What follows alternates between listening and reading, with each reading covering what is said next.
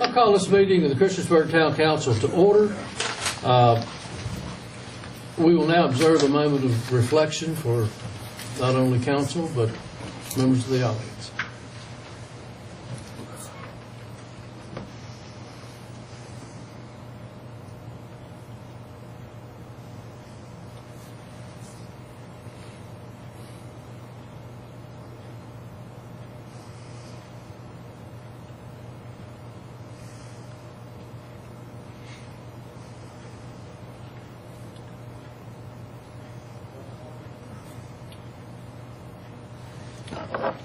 Thank you. Let's all rise for Pledge of Allegiance, and I'm going to ask Vice Mayor Brad Stipes if he would lead us. Pledge allegiance to the flag of the United States of America and to the republic for which it stands, one nation, under God, indivisible, with liberty and justice for all. Thank you. Are there any amendments to the agenda? Mr. Wingfield? I do have several, Your Mayor. First, we would like to delete item A, approval of the minutes from the consent agenda. Okay. November 13th. We would like to add a closed meeting in regards to a receipt of a request for a 1-month extension for any proposals for the public-private Educational Facilities and Infrastructure Act of 2002 for development of the Truman Wilson land as a park. Okay. We would like to substitute a subdivision plat that's currently on the agenda for a subdivision plat showing survey of Gatewood Street subdivision and re-subdivision, 7 residential lots and 1 commercial lot. And under introductions and presentations, we would like to add item C, the audit presentation.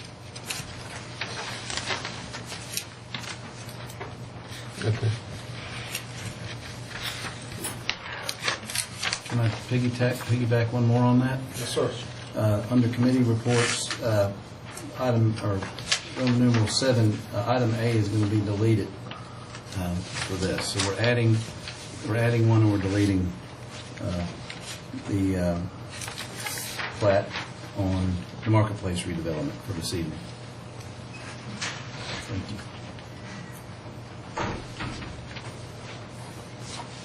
Is that it? All right. I'd entertain a motion to adjust the agenda. So moved. Second. Got a motion and a second. Any discussion? Madam Clerk? Yes, sir. Councilman Bishop? Aye. Councilman Collins? Aye. Councilman Hubbard? Aye. Councilwoman Sachs? Aye. Councilman Showalter? Aye. Councilman Stipes? Aye. It is 6:00. Thank you. We have no public hearing scheduled for tonight. We'll move into the consent agenda, which includes the monthly bills. Scheduled public hearing for December the 11th, 2018 for a consolidated annual performance and evaluation report, commonly known as CAPER. It's required for Community Development Block Grants, CBDG, funding by the U.S. Department of Housing and Urban Development, HUD. Approval of the contract with TBS Construction, LLC, in the amount of $383,995 for rescue squad building renovations. Contract toward the amount in the amount of $599,967 to EC Pace Company Incorporated for construction of the downtown drainage improvements, North Franklin Street project. I'll make a motion to approve the consent agenda items as presented. I'll second. Motion second. Any discussion? Hearing none, Madam Clerk. Yes, sir. Councilman Bishop? Aye. Councilman Collins? Aye. Councilman Hubbard? Aye. Councilwoman Sachs? Aye. Councilman Showalter? Aye. Councilman Stipes? Aye. It is 6:00. Thank you very much. Under introductions and presentations, we're introducing several departments are introducing new employees. We'll start with Michael Huseman, who is Public Works. Michael? Hello, council members. Mike McHughesman once again, landscaping for Public Works. We have one new one tonight.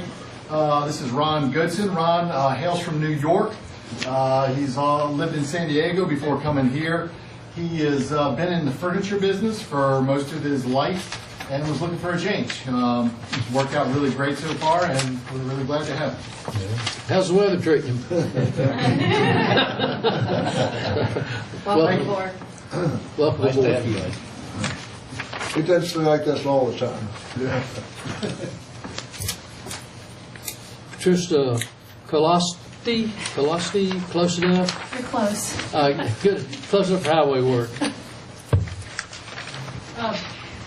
I'm Patricia Galatosti, the Environmental Programs and Engineering. I'd like to introduce Cole Hammonds. He was actually hired in August for the position of Environmental Inspector.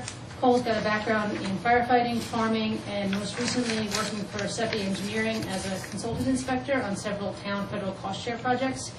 He's an avid sportsman. He has a keen interest in protecting our local natural resources, and he says he's looking forward to a long career with the town. Very good, thank you. Welcome aboard, Cole. Nice. Chief Mark Sisson, to introduce 3 new officers. You can't let them come in. Stand outside. Show Mayor, them. members of council, we appreciate the opportunity to be here this evening. We think it's very important to introduce our new public servants, not just to council, but also to our residents. These 3 members are an example of our strong recruiting efforts that we've in place over the past couple of years. And I have absolute full confidence that these 3 men are built of morality, integrity, and will live up to the core values that we've set in our organization. This time, if I could have the officers come before council.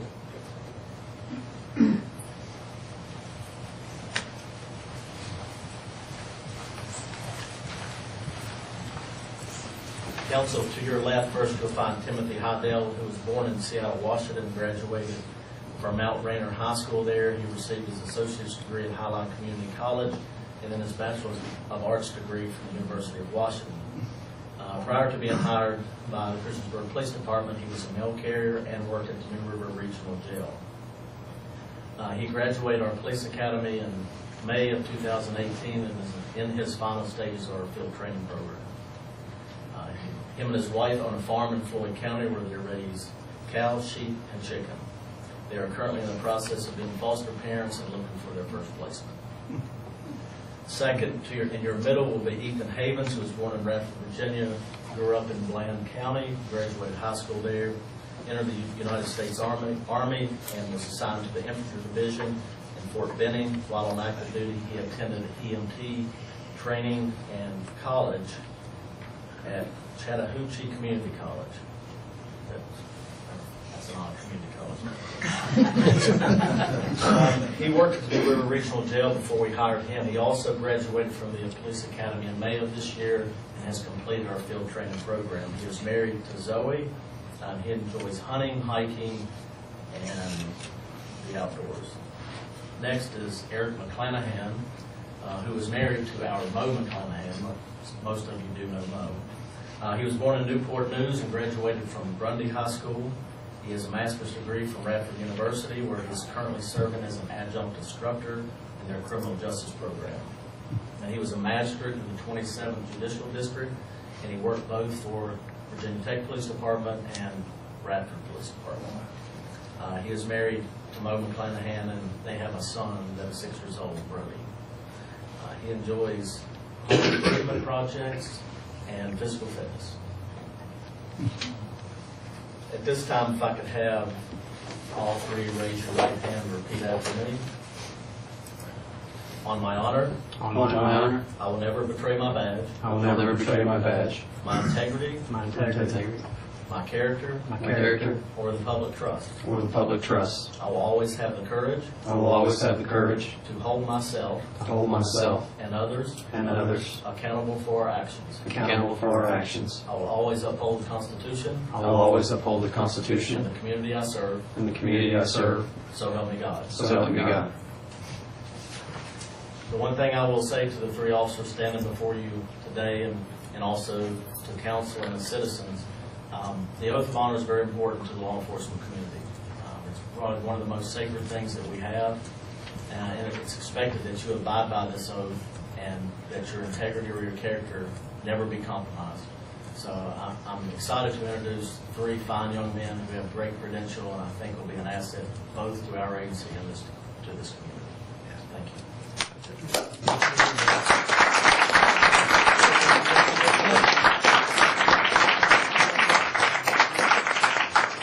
Next, we have Val Tweedy, who is going to introduce the newest Finance Department member. This is Andrew Spitzer. He's our new customer service representative in the Finance Department. He's originally from Stanton, Virginia. He relocated to Blacksburg in 2012 to finish school. He's got his bachelor's degree in history from Radford and a bachelor's degree in psychology from Virginia Tech. He moved here to Christiansburg about a year ago and has over 10 years of experience in customer service and management roles. And most recently, he was with Wood Forest Bank, where he was for about 2 years. He was recently engaged, and when he's not working, he enjoys hiking with his 3 dogs, planning a wedding and a honeymoon, hopefully in Rome. And they love to travel and watch football, basketball, and baseball. And we're really happy to have him downstairs. He's added a whole new dimension to the Well, And good luck. thank you very much. And I know our police officers have already gone, but to all of the new employees that were introduced today, welcome aboard. I think you'll find we have a pretty good outfit to work for. So you always know where to find me if you need me, but I can't solve any problems. But anyway, welcome aboard. Thank you very much. Okay, next on the agenda is citizens' comments. If you would like to address council, please come to the podium, name and address, and 3 minutes. Hi, my name is Don Macon. I live at 940 Hummingbird Drive here in Christiansburg. I'm the pastor at Christiansburg Presbyterian Church, and I'm grateful for an opportunity to address the council regarding our church's conditional use permit request for an electronic messaging sign on the church property. We believe that our church has a lot to offer Christiansburg, and we're eager to share our church programs and activities with the community in this new and more effective way. Good advertising is good for our church, and that ultimately is good for our town in general and for our downtown in particular. But we understand the concerns regarding this type of sign at our location. So let me assure you that it is our intention that our new sign will be attractive and a suitable fit for our church's historical architecture and the downtown historical district. The sign will adhere to town regulations with regard to height, dimensions, design, and so forth. We will not use scrolling messages, pulsing or flashing graphics, animated images, or other display techniques that could be visually unpleasant or distraction in passing traffic. So that the sign will not create offensive glare or other traffic hazards, the brightness of the message board will be set to automatically dim in response to low ambient light conditions. As I stated at the town council meeting 2 weeks ago, there's one proposed condition for the sign on which we ask reconsideration, and that is the 6-second minimal interval of message change. We request approval of a 4-second minimal interval because traffic moves past the church without stopping. A shorter 4-second interval would enable the sign to make better use of the limited overall viewing time for passing vehicles. We do not believe a 4-second interval would diminish the desired qualities of the historical district, nor would a 6-second interval improve those qualities. And so we respectfully ask that the 4-second interval be allowed for our sign. A 4-second interval is the standard for the Commonwealth of Virginia, and it is currently being used by other signs around town. So thank you for the opportunity to speak. If you have questions, I'll be happy to try to answer. Thank you, Don. Anyone else to address council? Hearing none, I will close the citizens' comments. We're going to the street committee reports, and we substituted something out of here. Oh, I'm sorry, Lisa. I was about to get the auditors and everybody else out of here. Okay. We have Lisa Blickley, the Executive Director of the Montgomery Tourism Development Council. Thank you, Mr. Mayor, members of council. Thank you for offering us the opportunity to provide you an update on the tourism program for 2018. And I know that you have a pretty lengthy report in your packet, and I promise not to go over every single page tonight. I have pulled out some highlights for you. So you have in your packet, you have a report, research by Dr. McNeely from Virginia Tech. You have the Montgomery County Visitor, that's the Montgomery County Visitor Profile for 2017. Also tonight, I'll be sharing with you excerpts from the Virginia Economic Impact Report from 2017, and also we'll look at a few metrics that we use to benchmark our program. I believe that you'll be able to see that there is a strong return for your annual contribution of the percentage of the transient occupancy tax. So every year, as you know, we get 0.85 of 1% of the transient occupancy tax. And for Christiansburg, this fiscal year that we're currently in is estimated at $158,200. So that will be growing probably. We've got a new hotel that's come up, more rooms in the market. And as we go through the presentation tonight, you'll see that the activity in our market is growing as well. So, but I thought before we get into the details, it may be beneficial to you to see a brief video that the Virginia Tourism Corporation produced. And I'd like for you to just, you'll see a lot throughout the state, but we do play a part in this picture as well. Can we adjust the lights, maybe? Andrew? Oh, that's okay, it's just music.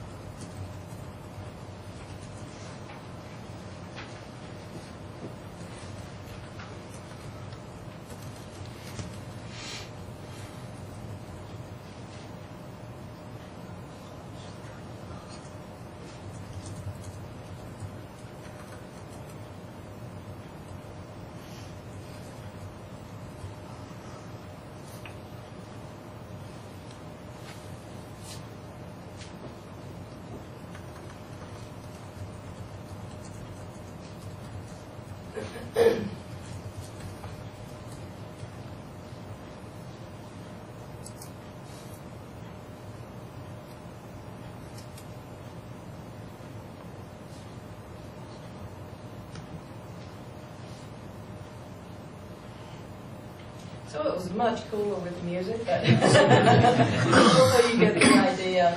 And while it's very much of an inspirational video, I really hope that you know that we do play a large part in the overall state tourism picture. As a matter of fact, I'd like to go over a few of our specific numbers here in Montgomery County. Since about 2011, we've been on an upward trend, and I pulled out from 2015 to 2017. As you can see, that trend continues. Some years increase, the growth is a little more severe in a good way than in other years, as you can see, as contrasted between 2015 and 2016 and those of 2016 and 2017. And the correlating tax revenue has stayed pretty steady along that growth line. So meals and lodging, while we only get a percentage of the lodging tax and no part of the meals tax, it's important. It's an important measure for us to keep our eyes on, because people come into our area, they stay in hotel rooms and our B&Bs, but they eat while they're here, right? And they do a lot of other things. But that meals and lodging, that's two good measures for us to keep our eyes on. And then we also look a little more in depth with the lodging measures. We subscribe monthly to the STAR report. It's produced by Smith Travel Research. And you can see that they look at occupancy, average daily rate, and a metric known as RevPAR. The occupancy one, you can see, I believe, is the blue line, and you can see how it took a little bit of a dip there in September. I want to highlight September specifically. That was a statewide decrease, and we attributed it maybe to weather. If you remember, there were some things going on during that time that caused a little movement throughout the southeast. But not only weather, but there's also other things that we look at, market conditions, whether tech is winning or losing, or, meetings, sports activities, all those kinds of things that we look at. And while this is very much a, backwards-looking report, if you will, it still informs our projections going forward. So we like to keep up with what's going on month over month, so we can look next year at this time and be able to determine what may have happened and then how we can adjust from that. So that's all the data on those kinds of measures I'll bore you with tonight. But going forward, in order to determine what we need to do marketing-wise, we need to understand our consumer, just like any other product or service.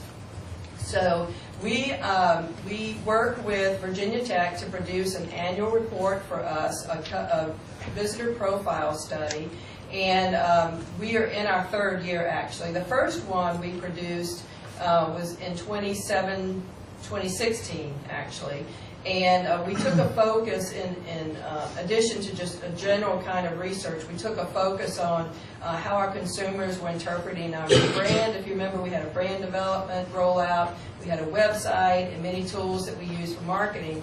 So we took a focus on that. And then in 2017, many of you were in the presentation given by Dr. Mandini back in June on this report, and we looked at the alumni, both Virginia Tech and Rensselaer, because we know that those folks have an affinity for our area already. So how do they feel about Montgomery County and the towns of Christiansburg and Blacksburg? And then this current year that we're in, we're currently surveying, and so we've taken a look at group sales. And group sales, by that we mean it could be from motor coach groups to sporting groups. I know we have a lot of that here in Christiansburg, meetings and conventions. So it's not so much a what is, but maybe even what could be. So this report is very important to us. And if you have any questions at all, I'm always happy to talk with you about it. But I did want to pull out two or three slides tonight from that report. This first slide here, we asked respondents, we want to know them a little bit, like how many are in their party, the demographics, the general demographics or psychographics, all of that. But this particular slide shows that we have an opportunity. You'll see that number 4.06 under children. That is pretty much, we're looking at young families in our area. And I don't look at that as being a lower, like a problem number as compared to the other group sectors. I look at that as an opportunity. I know that we have a lot of activities for young families. We have children's museums. We have all kinds of events and activities. But what this suggests to me is maybe new product development, maybe not even that severe. Maybe we want to look at repackaging or remarketing or even promoting in a more timely manner in some cases. So this particular data is important. And then this slide is pretty interesting because we asked respondents, what are your top things that are important to you when visiting our area? And this is not an exhaustive list. This came out as the top 5. But their top 5 were these things that you see listed, and what the good news is they're all in that upper right-hand quadrant. So out of these 5 important factors to them, we are ranking high in satisfaction. So we wanted to know how visitors, if Montgomery County and the towns of Blacksburg and Christiansburg were a person, how would you describe us? And so this word art schematic shows, no real surprises here. Our area is beautiful, peaceful, calming, all those things. And that's the general leisure visitor and how they think of us. This next slide, we asked this question of specifically alumni and what their perceptions are. And one thing I wanted to point out here is you see better and restaurant kind of come to the forefront. And you may think, well, wait a minute here. Slide 9 talked about how restaurants, they're high in satisfaction. What this slide suggests to me is these are alumni. So alumni, like any other consumers, are, what have you done for me lately? Again, it's an opportunity here for new offerings, new experiences, all those types of things. And this last slide, so not to get too down on ourselves, because people being the fickle consumers we are, you know, we always have suggestions of things to do, things that we'd like to see. But when we asked our respondents how we're doing overall, would you recommend us to your friends and family, you can see by those first 2 columns cumulatively, we are doing pretty good. So I want to move on to highlight a couple of marketing initiatives that we have been working on in 2018. Some of you joined us in our viewing party back in April for Eric the Travel Guide.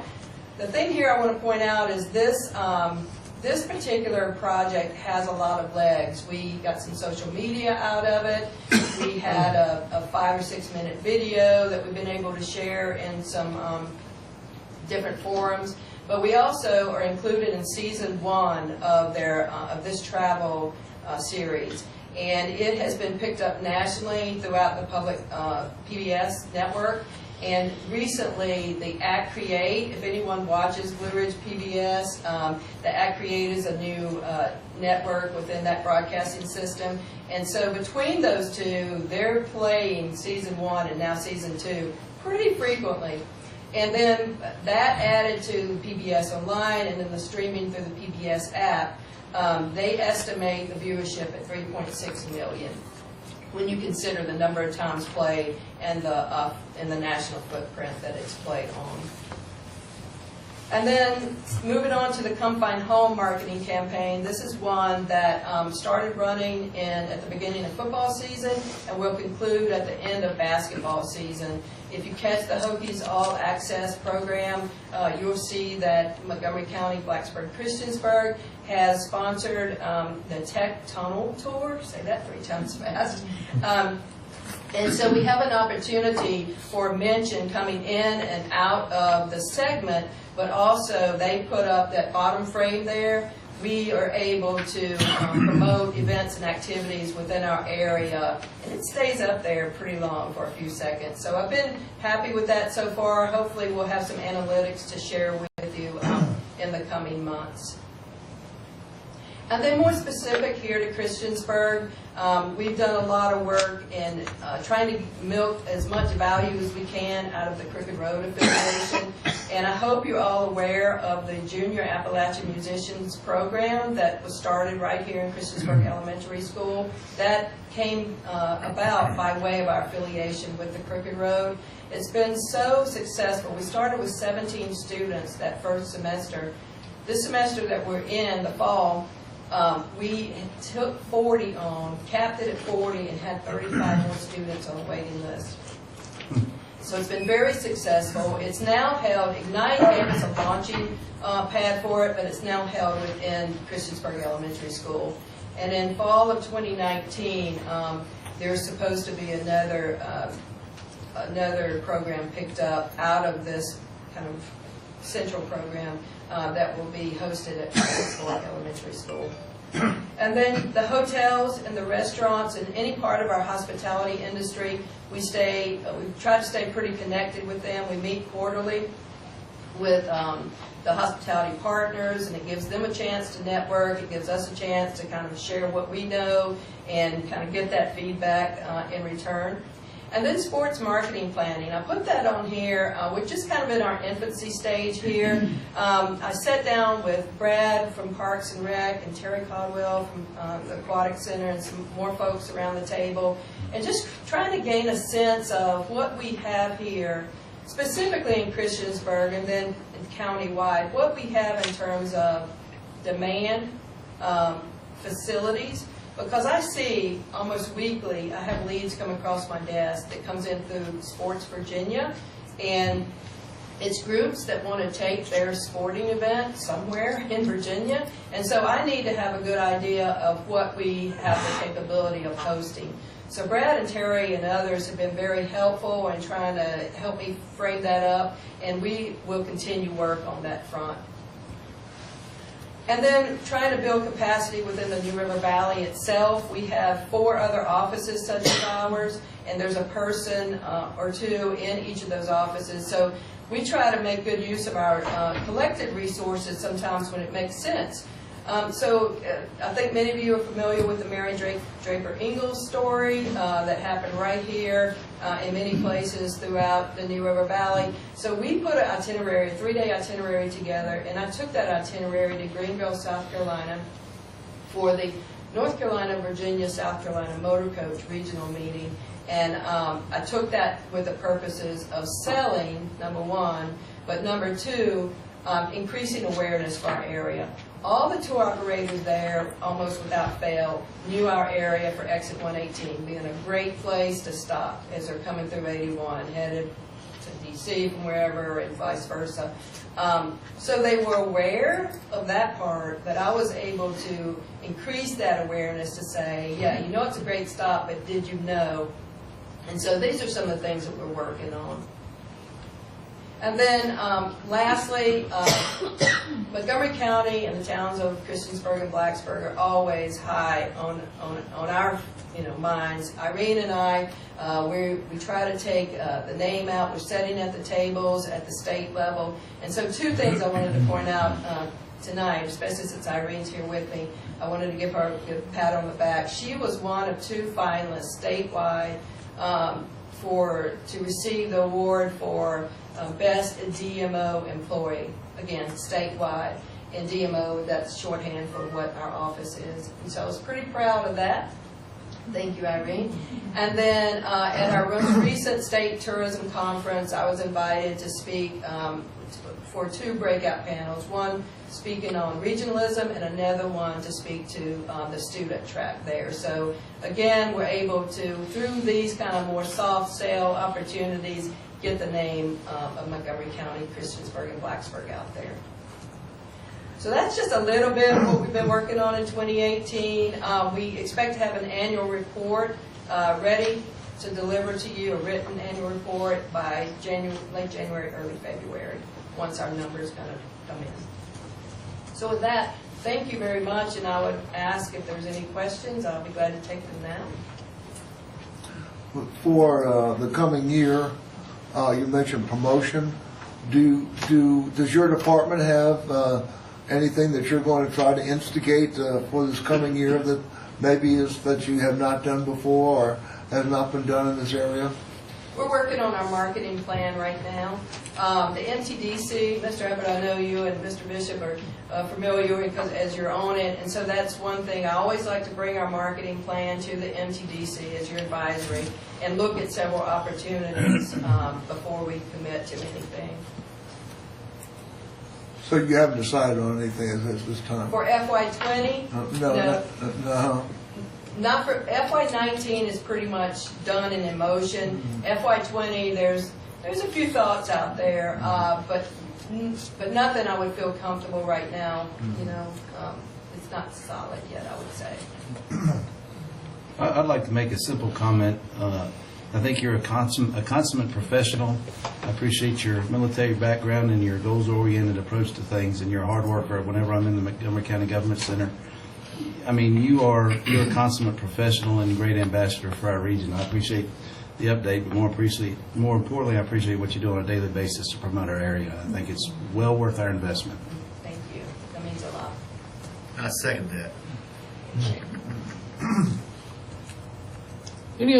Any questions, comments?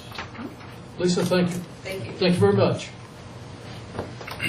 Val, do we have someone here from? We do. Well, good. Since that was the last minute, I didn't get a name, so I'll let you handle that. Good evening, Council, Mayor. Thanks for taking the time tonight to listen to our annual report. Scott Wickham is our partner with Robinson Farmer Cox, and he's going to present to you the audit opinions and whatnot that's now required that he do under the Auditor of Public Accounts. And then after Scott's presentation, we'll go through our how did we do with respect to revenues and expenditures, where did our money go, where did it come from, and where are we with respect to our fund balance policy. So with respect to that, thank you, Val. And again, my name is Scott Wickham, and I am the partner in charge of the Sam's audit. Thank you for having me here tonight. And first, the audit went really well again this year. So I'll jump right in and cover that. It was another great audit. A good, healthy increase in the fund balance, and the procedures and testing all went very well in general. We had a couple of new standards go into effect. I'll kind of go into this a little bit, but I don't plan to go through the entire audit report in detail. You may have noticed, if you looked at it, it grew from about 180 pages to over 200, I think. So the new standards did one thing for sure, and they increased a lot of pages in that audit report. So on page 7 of the audit report, we have the audit opinion of the financial statements. And this is the opinion we talk about how we feel about the numbers in your financial statements. And you all have an unmodified opinion. It used to be the unqualified. That's the best opinion you can get. That essentially means we feel comfortable with the financial statement numbers, the numbers we were given. So that's on page 17 through 19. I believe the original standard opinion was about 3 paragraphs. But now you have a nice standard clean opinion that has like 15 paragraphs here. One thing to note here is this change in accounting principle, which was note 19 of the financial statements. That was the new OPEB standard, or GASB 75 standard. That's had a significant impact on a lot of localities. As far as you had GASB 45, which showed a liability based on one calculation for your service merit plan, essentially. The new standards require you to put the entire liability on instead of amortizing it, and it also forced the calculation to be handled one certain way. All of that said, the net impact for the town was that VRS actually pushed down some of the liabilities, one of those being the local liability to localities. So I think that had a $1.4 million increase in the liabilities for the town. Overall, the change in the calculation was about $2.5 million to the net position. That's quite a significant change in your position. Now, the total on Exhibit 1, I believe, was 137 million. So, in proportion to your total net position, it isn't that extreme, and it is an estimate based on an actuary. So, a big change, a lot of changes to disclosures and RSI, and that's essentially some of the numbers. It's about $2.5 million. So, on to the next opinions, the report on internal controls, which is all the way in the back of the report on page 152. And this is the report where we report on our testing of compliance with the APA standards and general grant administration and that sort of thing. And again, you all have another clean opinion where all of our testing came up clean and found that the staff does a great job. So another good opinion. We did issue a separate management comment letter. And a couple of those things were mentioned last year, so they were kind of follow-ups. The delinquent tax listing is a little bit different than the reports that you all generate. So just something we mentioned to clean up and make sure that it agrees exactly. And it kind of goes hand in hand with the software. The accounting software you all have to process all the transactions, all the types of transactions you all have. There's a lot of manual journal entries the staff is doing, and a lot of different workarounds, if you will. There are softwares out there that could help that, maybe finding a way to limit those workarounds, and the fewer manual entries just limits error possibilities. But on top of that, like I said, all the testing came back clean. Everything was very well. It seems like there's a lot of manual entries in the process.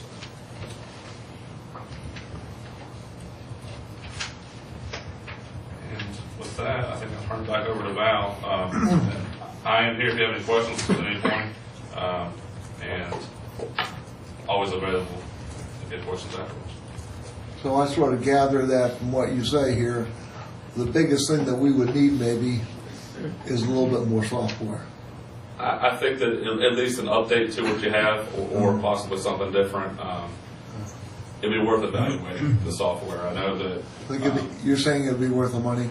Yes, the software, a lot of softwares are integrated now to where your tax system, your utility system, and the general ledger system, and payroll are all one system. You all have several modules that don't all work together, so it requires staff to make a journal entry to show what this system shows to what this system shows and make it all work. A lot of softwares do have all the modules, and the one you have might have that module. It might just be an update or something. Thank you. What are we working on trying to get that in, Randy? Yes, we, based on the budget report. Okay. We're evaluating. What's our timeline on that? I know we've been talking about it. Which actually, this. Bowser? Sorry, one tiny second. I think we put out an RFP, or getting ready to put it out for a consultant to look at helping us to evaluate what the needs are, what's out there, what do we want to actually put in RFP for the software, what would meet all of our needs, because it's not only within the accounting system, we have basically two different softwares that we have. The tax software, which is totally outside of Great Plains, and then the utility billing software and all that of Great Plains. But then in Public Works, we have HyperWeb, and building and inspections, we have iWorks, and there's just an abundance of software systems that we have throughout the town. That what we want to look at is whether or not there's something out there that we can take and kind of wrap our arms around all of these types of systems and have them talk to each other and everybody be able to see what's going on and have good communication. But it's a major undertaking. It will likely be very expensive, so it's not a timeline that I think we can push quickly. We may, if it slows too much, we really have to replace our tax software, what we use for tax billing purposes. It's not the best of systems in the world. We manage it, but that's about all I can say for it. So. Is the RFP out right now, or are we getting ready to put it I out? don't think it's quite out. We were trying to sit down and evaluate it, and with the holiday, we all kind of got waylaid and couldn't get everybody together. It's being finalized, but that will give a really good look at our workflows through each department, so we'll be able to see where we are working together, where we could work better together, what types of softwares would fit our processes best. So we do have some high hopes for this RFP, and getting a consultant on board that can help us through this process. So RFP it at the beginning of the year, at the latest, January, February. Okay. Well, Valerie, it looks to me like you have, as an ex-school teacher, that you have been given an A by the auditor, and A's are not passed out right and left. maybe even an A plus. Is that am I going out of the area here? But I just want to congratulate you. It was a very good audit, so. And Scott and his team have been great to work with, so we've enjoyed having them as our auditors. So it's been good. And each year gets a little less. Once you hear, you were the one who presented this to us last year, Yeah. right? That's right. What are you doing next year? I probably will be here. Well, it's a new APA requirement. As you recall, out of the whole St. Petersburg, or city of St. Petersburg collapse a couple years ago, the APA came out and said, we want to make sure that governing bodies know what their financial position is, and that they have received the audit and have been given some analysis of the audit and where they are, so that we don't end up with another St. So that's kind of why Scott's here. So thanks, Scott. Appreciate it. So a little bit to what Scott was talking about with the new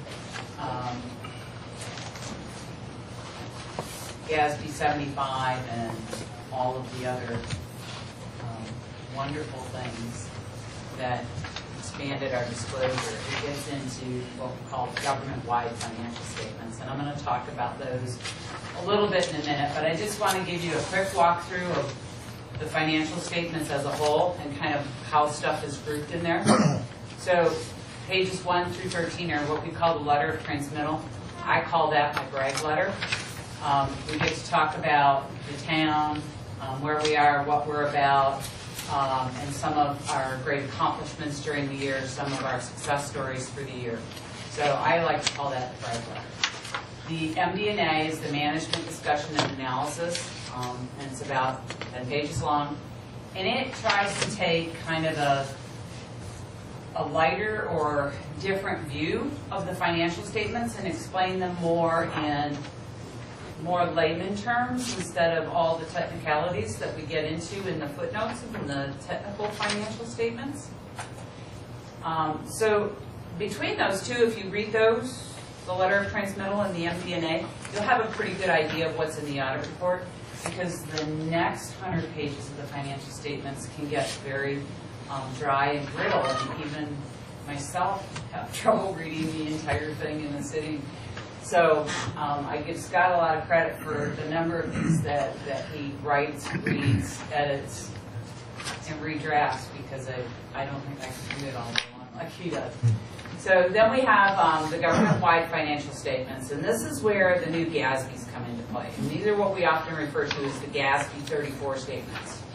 And then we have the fund financial statements, and then 50 pages of footnotes. And then we have another 50 pages of supplementary information. Those are a lot of tables and graphs. They have 10-year trend data, so you can see like the financial results for the last 10 years. You can see like water rates for 10 years, real estate tax rates for 10 years. So there's a lot of nice trend information that gives you a lot of different details if you want to dig through them and look at some of that information. So kind of the difference between the government-wide and the fund financial statements.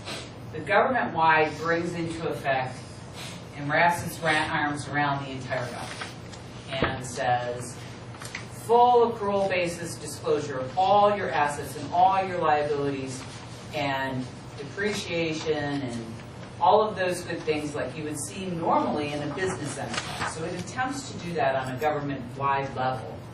And it reflects everything. And they call that the economic resources management or full accrual basis. Fund level financial statements are a shorter time horizon.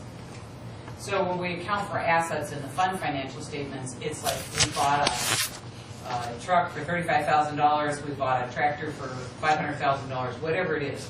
The total cost is reflected in the fund financial statement, whereas in the government-wide, it's a fixed asset rather than flowing through the revenue and expenditure report. So that's kind of the difference. And then you'll see on pages 32 and 34, it takes both those sets of statements and shows you what makes them different. So this statement says this and this one says this. What's the difference? And it has a total walkthrough of what those differences are, so you can kind of get a better perspective on what's happening. And regardless of whether you're looking at the fund-wide financial statements or the fund-level financial statements, our fund balance is in really good shape. And it's very strong, and we have a very positive outlook in that regard. So with that out of the way, we'll just talk a few of the numbers. I put, as I do every year, put together just a few tables and graphs to just kind of give you a quick overview of how we've done.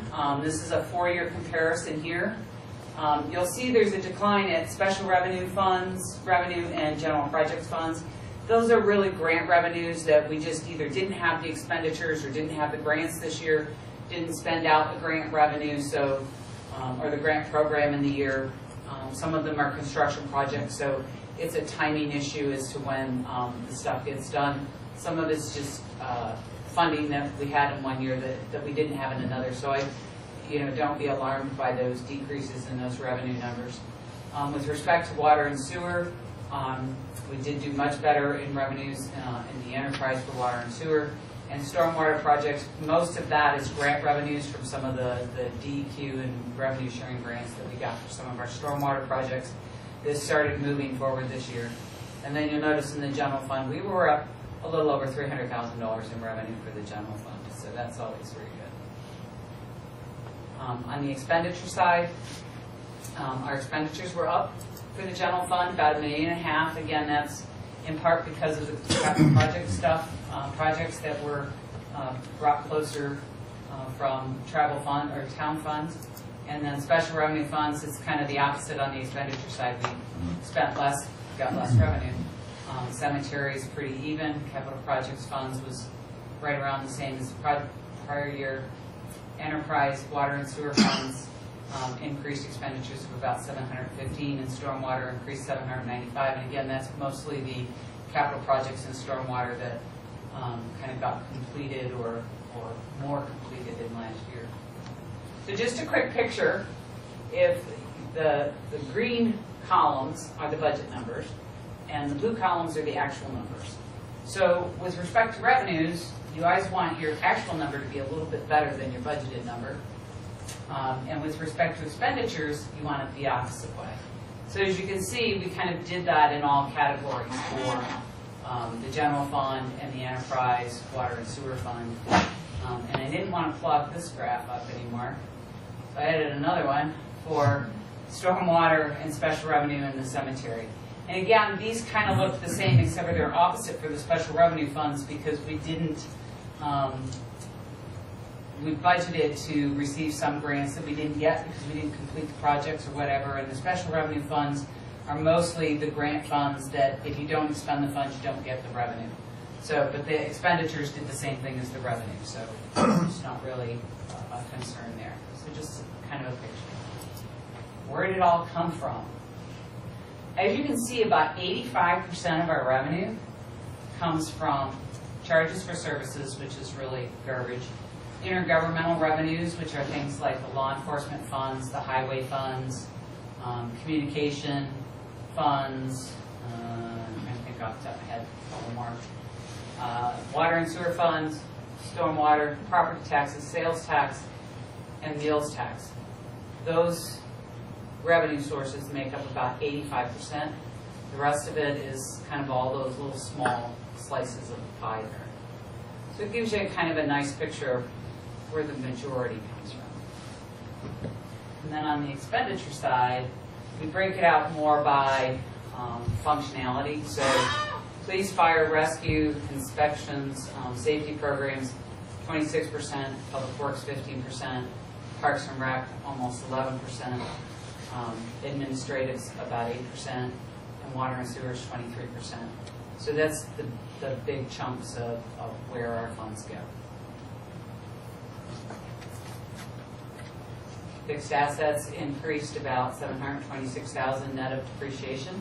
So that's good movement in terms of making progress on our growth.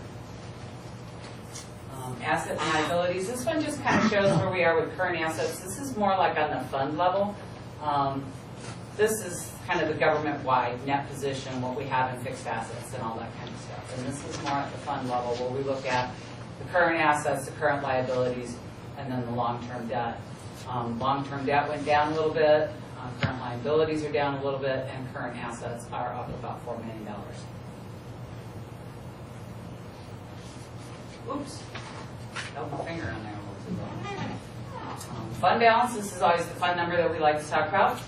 In total, the fund balance grew. As you can see, the kind of bright blue up there is the current year, 2018. Our unassigned fund balance came down a little bit, but our assigned balance went way up. If you remember last year when I presented this, our fund balance was way high, and we assigned about $4 million to the park, capital projects, a couple other major projects that we know we have coming down the road. So we kind of moved some of that from unassigned to assigned. Restricted fund balance stayed the same. Non-spendable fund balance, that's really kind of the fixed asset sort of stuff that we can't spend in fixed assets. So what's our percentage after the? I'm going to get there. Oh, sorry. All right, Sorry. that's all right. So this is the little worksheet that we do every year to figure out where we are. With the $23,179,000 is what we have in fund balance as of the end of the fiscal year. which leaves 66.5 roughly to unassigned. We've rolled over about 5.6 million of that into the 2019 budget for capital projects. We're looking at a proposed budget modification that's right around $3 million. And then, so that gives us total fund balance uses of 8.6 million. So that puts us at 41.79, and then we have $925,000 that will be going to new reserves this year for parks, rec, fire trucks, rescue trucks, all of those items that we go through every year in the budget process, which brings us to 39.14%. Our goal is always between 35 and 40%, so we're kind of right on target there. And we'll have a little leeway. So in summary, our fund balance decreased just a little bit, our unassigned, due to assigning those additional reserves. We're well within our target range. We completed a number of capital projects, and we have a lot of them in the works this year. The unassigned fund balance is at 39.14 after consideration of the 19 budget, additional reserves, and the budget amendment coming up. We also have a lot of other things that are in the fire we haven't made decisions about yet. So we will have a little wiggle room with our fund balance to be able to accomplish some of those objectives. So in general, revenue numbers grew a little bit. Growth was slow and steady. Revenues were slightly higher than budgeted. Expenses were less than budgeted. Fund balance decreased by 1.7 because of capital projects and the move to new reserves. And our reserves and liquidity are very good. Some of our major projects Jim presented to you last week on the SCADA systems and all the work that they've been doing in water and sewer. Church Rigby Elliott storm drain was finished. Design work on Cambria and North Franklin and the North Franklin corridor are well underway and some progress there. Quinn Stewart Signal will complete very, very soon. There's a ton of projects and major initiatives that we have going on right now. And Wayne is going to be giving you a capital project status and progress update. He was going to try and do it tonight, but we decided it was too much. And then we've also received our very first draft this week on the new wage study. So Dave Bramstedt will be getting with you all very soon to start reviewing that and to start some discussions in that regard. You know, the pie chart you had on revenue going in and expenses and was on Parks and Rec. Do you have that off the top of your head? Expenditures on Parks and Rec was... Yeah, the 10% pie charts, yeah. So Parks and Rec was about 10.8% of our expenditures are Parks and Recreation. And that's aquatics and Parks and Rec and Recreation, that's all of it. And then revenue, they fall in one of those other revenue numbers. Yeah, some of it would be under charges for services, some of it's under general property rentals. It's not a huge, as far as the percent of revenue, it might be 1%. Are you saying that's not a huge difference? Well, percent of the budget spent, expenditures versus the percent of the budget that it generates in revenue. Now, the revenue number is only maybe 2%.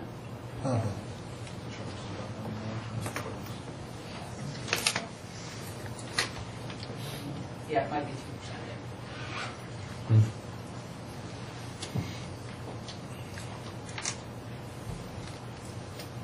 I usually try and put a little table in here. I can send you the table that outlines those numbers and gives you the extra dollar. Okay. I usually squeeze it in here, but it was making my chart look so squished up and yucky that I took it off. But I can email that to you. Good. Any other questions? Well, that wouldn't be much different than the budget. You can see our revenue for each facility specifically and the expenditures for each. If you just refer back to the audit, I can't imagine it's going to change that much in the coming year. We don't have any major capital unless we start the park. As as far as expenditures go? Yeah. Yeah, it's not. It's probably right. And income as well.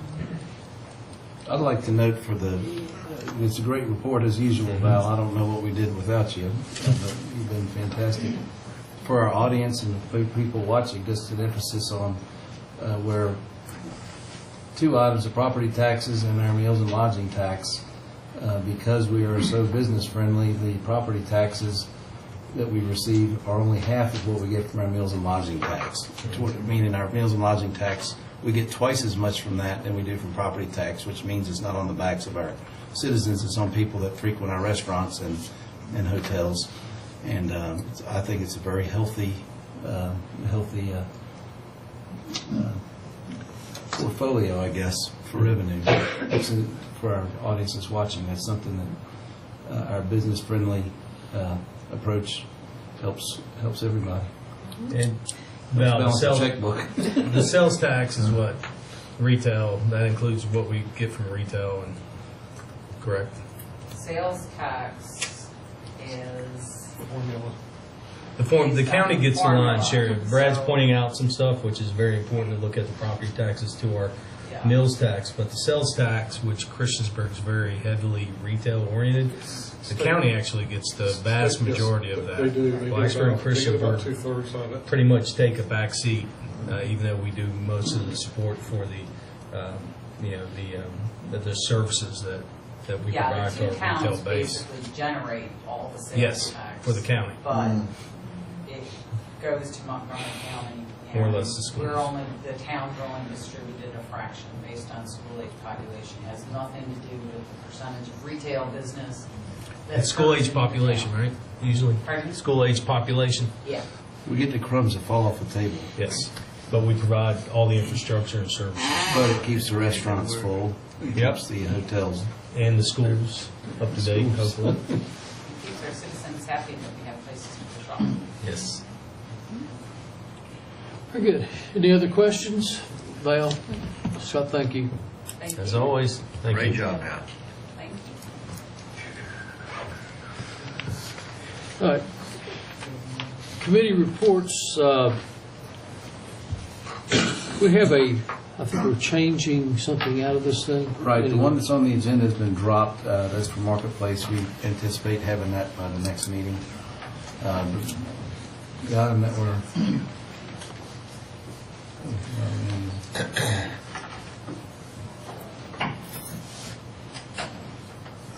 Is it the plat map for? Yeah, it's a plat map for... The additions of plat survey showing Gatewood Street subdivision and re-subdivision. It's 7 residential lots and 1 commercial lot.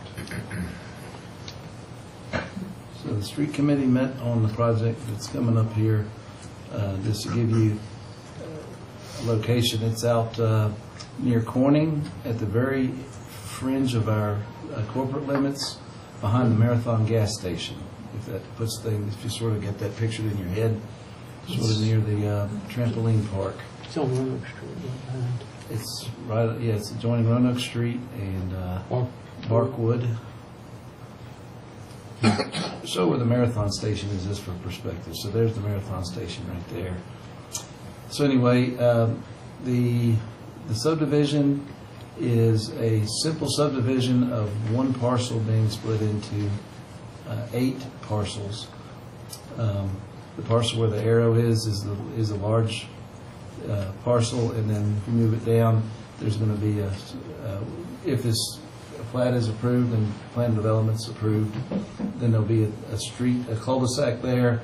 This property is zoned business, but the cul-de-sac is intended to serve single-family dwellings, which will come to us in the form of a conditional use permit upon approval of this and the developer's plan. So again, the parcel is being divided into 8 parcels with the intention of Gatewood Street to ultimately serve single-family dwellings in the business district. It's zone B3, I believe. Is that correct, Randy? Okay, B3. The street committee's reviewed this, and staff has reviewed it for conformance with the zoning ordinance, and the street committee recommends approval of the plat as presented, and I'll make that recommendation in the form of a motion. I second it. On the motion in a second, Any discussions, questions? Madam Clerk? Yes, sir. Councilman Bishop? Aye. Councilman Collins? Aye. Councilman Hubbard? Aye. Councilwoman Sacks? Councilman Showalter? Aye. Councilman Stipes? Aye. It is 6-0. Thank you very much. That's it, Mayor. Thank you. All righty.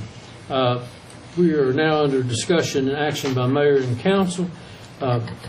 First item is the conditional use permit request by Christiansburg Presbyterian Church for an electronic messaging sign located at 107 West Main Street. Tax map numbers 526A203 and 206 in the B2 Central Business District. Public hearing was held on November the 13th, 2018. Do you have the sheet of conditions? Yes, sir.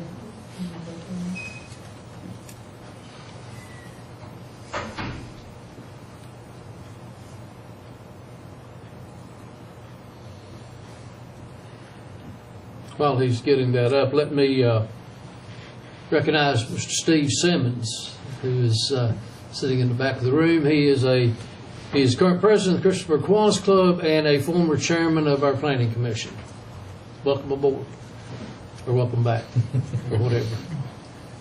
And he's here tonight to support Terry Caldwell, who's going to make the presentations on the Aquatic Center, and she has some of her other staff members here too.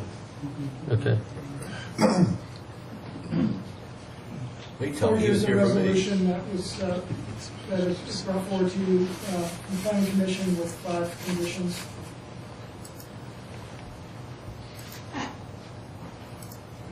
So I think we discussed that 6 seconds, and he's asking a variance to 4, which is state standard. It is state standard, yes. Okay. Yeah, I think we ought to move it to 4. Is that a form of a motion? It is form of motion, yes. I'll second. Yes. Is that a motion to approve with the change, or just that? Yes, sir, that would be great, yeah. Yeah. Motion to approve with the change to 4 seconds. Got a motion, a second. Any discussion? I'll be abstaining because I'm a member of the Presbyterian Church, but I do support the sign in the 4 seconds. Very good. I tell you, I'm going to support this tonight. I tell you, when I got first on council, one of my goals is not to have any digital signs in downtown Christiansburg. I keep thinking about downtown Abington, downtown Lexington, Alexandria, and Williamsburg. They're all class towns, and they have a zoning thing that way. But I've talked to the people on the church here, and I know they're going to do a good job. And it's really, I really just haven't done a job along the way about fighting harder to control this. But I know it will come out well. Very good. Any other comments or questions? Madam Clerk? Yes, sir. Councilman Bishop? Aye. Councilman Collins? Aye. Councilman Hubbard? Aye. Councilwoman Sacks? Aye. Councilman Showalter? Abstain. Councilman Stipes? Aye. All right, that is 5-0 and 1. Thank you very much. Don, Sheldon, and group, good luck. Next is a conditional use permit by David P. Hill, agent for Junkin Street Partners, LLC, for a planned housing development to consist of multiple family dwellings with up to 20 dwelling units on approximately 1.031 acre parcel, tax map number 527127, located on 200 Junkin Street, northeast in the R3 multifamily residential district. Property is designated as residential on the future land map use of the 2013 Christiansburg Comprehensive Plan. Public hearing was held November the 13th. Okay. Can I say something about this one? Can we have a motion on the floor? Okay, go ahead. I make a motion that we approve the conditional use permit as stated by Planning Commission. Okay. Motion and a second. Any discussion? Yeah, Yes. Mr. Yes, sir. Thank you. This particular one is, I heard not the right word. It's just been hard for me to come to grips with. Okay, the contractor is a grade A class man, first class contractor, built a great a project, and I'm also on the planning commission, and when they presented this to the planning commission, that there were a lot of people that came that were opposed to this. Okay, so then when we had the public hearing for the town council, they weren't here. And so I didn't know which way they were leaning, so I went and knocked on doors Sunday night, and a lot of people want this project to go through, but the majority do not.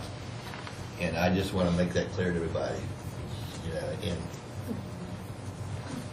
and it's still hard to decide. That's, you know, that's, you know, Okay.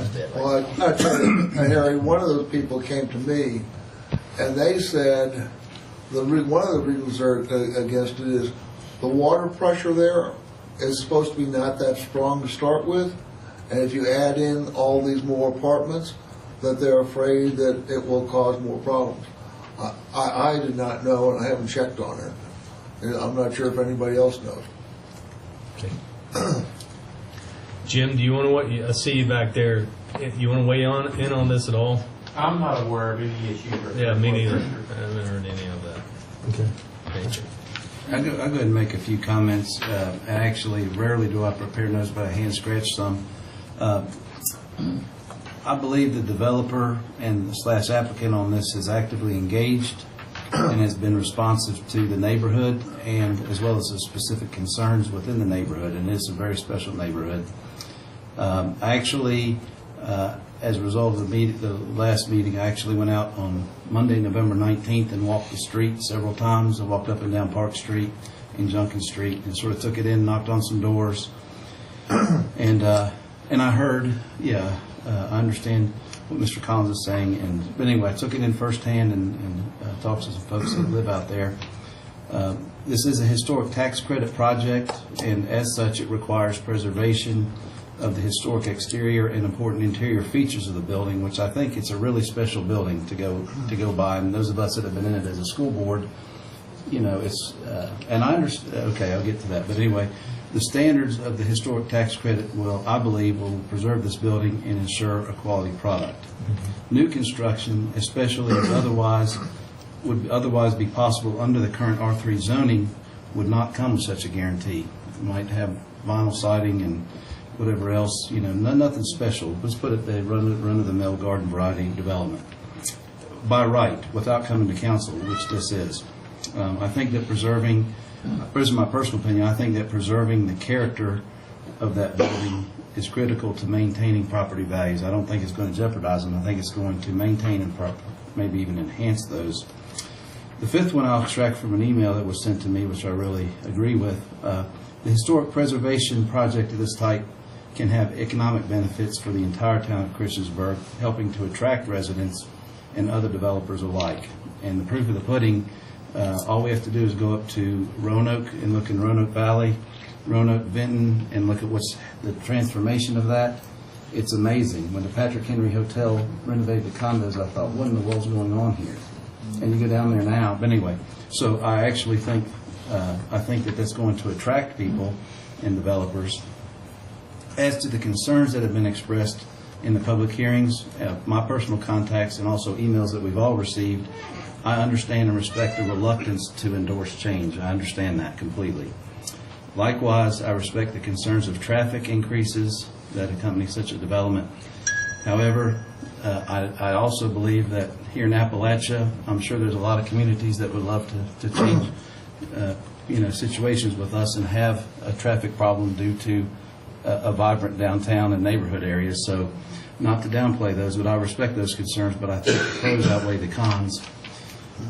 And lastly, just the alternative is, without this development, just in the R3 zoning, without coming to council, here's some of the things that could go in there. A planned housing development, boarding house, owner-occupied boarding houses, which is fine if it's done right. We already have some down in the bed and breakfast, but assisted living facilities, group homes, family day homes, rest homes, clubs and lodges, none of which are bad, but this is, and I think that was, do I have any others? And that's just a sampling of what's in the R3 now. Home adult daycare centers, child daycare centers, all of which are fine, or I mean, those are potentials, but this is a special property, and it has been a special property, and it's going to remain, I think, with the application, I have faith it's going to remain a special property. The applicant, I think, contacted me in the interim since the last meeting because of the interaction with Mr. Trout, who was here. And from what I understand, Mr. Trout and Mr. Hill, the applicant, have agreed on a screen, a landscape-type screen that would adjoin the northern property line with the Trouts, which I looked at the GIS map myself earlier today. It's all those properties up there, the northern property. So with that being said, I do intend to support this, and I do appreciate the efforts that they've been doing, and I also understand people's concerns, but I think it's going to be a great project. I think it's going to be consistent with what the neighborhood, I think, is going to help property values, not hurt them. So I would like to recommend that I still support the motion on the table, but I would like to include a condition that, or I would suggest including a condition that the landscape buffer is developed to the north, along the northern property line, to the adjacent property under satisfaction as confirmed by the zoning administrator. Is that, Mr. Gwynn, help me with the language there. Can we do that? I didn't think we could. It's a condition usually. Okay. Yeah. Well, if you recall, Mr. Trout was interested in a 10-foot privacy fence. Right. But I think Mr. Hill contacted him personally and said, well, I understand your concerns. Maybe something else you might even like better that would accomplish the same goal, but maybe be. Yes, sir, that's what we discussed. And we discussed a hedge or some shrubs and some trees instead of the great big wall. And as long as, what I'm saying is, if we make that as a condition, and the satisfaction of that condition would be at the discretion of the zoning administrator. Does that help me with that, Jim? That's,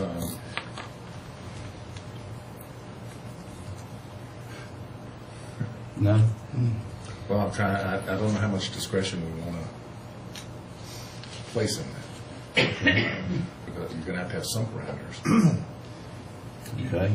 Maybe it's a little. 6 foot tall, 8 foot centers. Well, if we might ask the applicant, what did y'all agree on? We actually didn't get to that level of detail, but I suppose the idea was with the notes I took was he was very concerned about the headlights, shining into his property, and noise from the parking lot, kind of spilling over into the property. And we discussed I believe one of the parameters was whatever we plan would have to be entirely on our property, not his, and that it would be a hedge or a hedge with trees and shrubs to as it grew would block the headlights and start to mitigate the noise. It's kind of hard to get. Maybe that's what you need to put in, is that the zoning administrator's approval for blocking headlight and noise. Okay, what he said, Madam Clerk.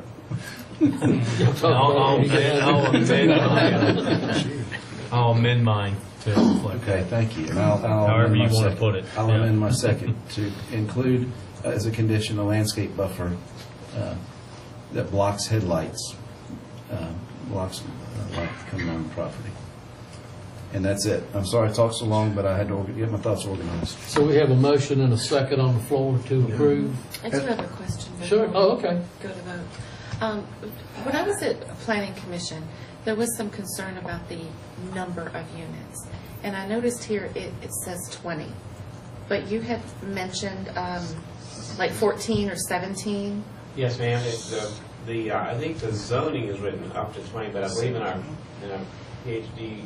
17 dwelling units. No more than 17 dwelling units. Oh, okay. I was reading what was on here, so I'm sorry. Yeah. So the ordinance says, with this, I think this sheet of paper here rules, so it'd be no more than 17. What concern that planning commission had that they wanted to make sure was in a condition that came forward. Right. Okay. Yeah, I just saw the number down on our agenda. 20 would have been the maximum allowed by code. Mm-hmm. Okay. But you're just asking for 17. Yes, ma'am. Okay. In regards to traffic, I mean, this used to be the school board office, and the school board was a center for what does Montgomery County have? 17 different schools during the day. People coming and going there. I know I was in the school system at that time, and just all this. So really, this will be a lot better than that. And I really think some of this type of housing is needed in this area too right now. I think those are two pluses myself. Yeah, I agree with you. And Brad, always well said. And Harry, I appreciate you going door to door. And your conflicts with this, you weighing your decision. But it's not only a special piece of property; it's a special area.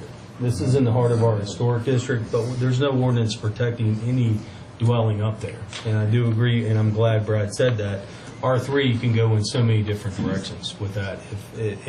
And the applicant, they're dedicated to maintaining the consistency, as Brad said, of the neighborhood, which is very important to me because, again, if we turn this down, somebody else could just come through without even putting a CUP in and go through and put vinyl siding, have up to 20 units in there. I mean, there's a lot which would change this area significantly. So I do appreciate what your company plans to do with it. Thank you. Well said, Henry. Yeah. I appreciate the fact that you're going to be at market rate on your rent. And I think that is good for that area particularly. I'm also appreciative because I'm 70 years old and I went to first and second grade in that building. So I'm glad. Although I had bad memories, I'm glad to see it stay. All right, with that, I will. Where's the principal's office? Maybe you can set it up. Well, they've changed it a lot, but I spent time there. I'm sure if I went in, I'd find it. Any other questions or comments, Madam Clerk? Yes, sir. Councilman Bishop? Councilman Collins? No. Councilman Hubbard? Aye. Councilwoman Sachs? Aye. Councilman Showalter? Aye. Councilman Stipes? Aye. There's 5-1. Thank you, gentlemen. David, congratulations, and we'll be watching you. Well, thank you very much. I look forward to working with the town of Christiansburg on this very much. Thank Very good. Thank you. Next on our agenda is the consideration of proposed Christiansburg Aquatic Center membership fee structure. Terry and group.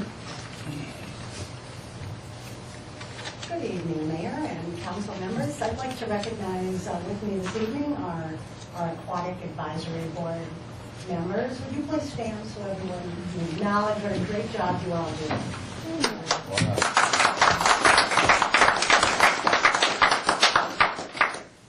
I really don't have a presentation this evening. What I wanted to do was put the numbers and the figures in your council packet in the agenda for you to take a look at and kind of review. The goal of this evening is to just provide our citizens an opportunity for all of them to be able to afford to come to the Christiansburg Aquatic Center and enjoy it. And I think by the figures that we presented to you, this potentially has that opportunity. The gym memberships that we're all familiar with in the going days now, they do just exactly what we have proposed. And it's something that for 8.5 years we've been open. We haven't touched any fees. We've just rolled it out from the beginning till right through now. And for the past probably 3 years, we've offered a buy one get one free special. Do it right this time of the year, Black Friday. And after about 3 years, we realized what was happening. Obviously, people were buying 6 months and getting 6 months free. And what that was doing is keeping the revenue very sustaining the revenue. So, my goal, obviously, and my vision is to see those numbers go up. I would like to see more people come through the door. Right now, our swim meets are really towing the whole. They're pulling the numbers in. We're doing it. So let's see if we can get the residents here in the town of Christiansburg a heck of a deal, and there wouldn't be any excuse for not making our community healthy. Between the aquatic center and our recreation center, we provide some awesome recreation amenities. Top of the line. And you know, to be able to provide an opportunity like this and for council to support this for your citizens is really important. And I think it's worth a try. You know, we could always turn the other way. We could always go up, right? But then what does that do? What does it do for the citizen that can't afford to bring all their children to the pool, or the little boy who wants to go to swim lessons and now can't? And, you know, I have a real heart for that, and I'd like to push to see if we can finally make the move after 8.5 years to provide our residents the opportunity to come to the aquatic center as often as they would like for $10 a month. If you're an adult, if you're a child, $5 a month. There's not, you know, there's not any type of recreation in our community that can even hold a candle to that kind of fee. And let's let them use it. We built it. Let's open the doors and let everybody come. And we wanted to be here this evening to be able to answer questions that you may have or concerns if you have any. Is that a recommendation of the committee then? Excuse me? Is that fee structure a recommendation of our committee? It is. Yep. Mhm. I'm They fine with voted on that. it 6-2. I'm fine with that. That's, Mhm. y'all, I'm fine. You want to put it in motion? I'll put it in a motion, yeah. I'll second. Do you have any projections or see any problems from this? Well, the only thing I'm thinking is it's going to get pretty busy. And so I kind of worry a little bit, make sure that the staffing is going to be on with, you know, a lot of times struggle with the lifeguards, but that's everywhere. That's not just Christiansburg Aquatic Center. Lifeguards, it's been a struggling amenity for years and years, everywhere. And so, you know, I think that we make do with what we can try our hardest and see what happens. And, you know, maybe during the day we're going to pull in some of these numbers that are a little low. You know, the weekends are always packed. You all see that. The weekends are packed. But during the day when the kids are in school, you know, we could use some more numbers there. So maybe now this is going to help the senior citizen that's on limited income, those type of scenarios, to be able to come to the aquatic center during the day. And what's the structure for people who live somewhere else besides Christiansburg? +5. If you're out of towners with 5? +5. Okay. It's 10, right? 5 for kids, but outside of Christiansburg, 10. Yes. Yeah, for the month. It's an additional $5. Okay. Double. Yeah. We double their costs. Okay. So projections, you know, what we project is that if all the numbers stay the same, the revenue just increases a little bit. But the goal isn't to keep the numbers the same, right? The goal is to attract the percent that's not walking through the door. Right. So for $10 a month, you have the opportunity to go one time, go twice a month, come every day, come 3 times a day.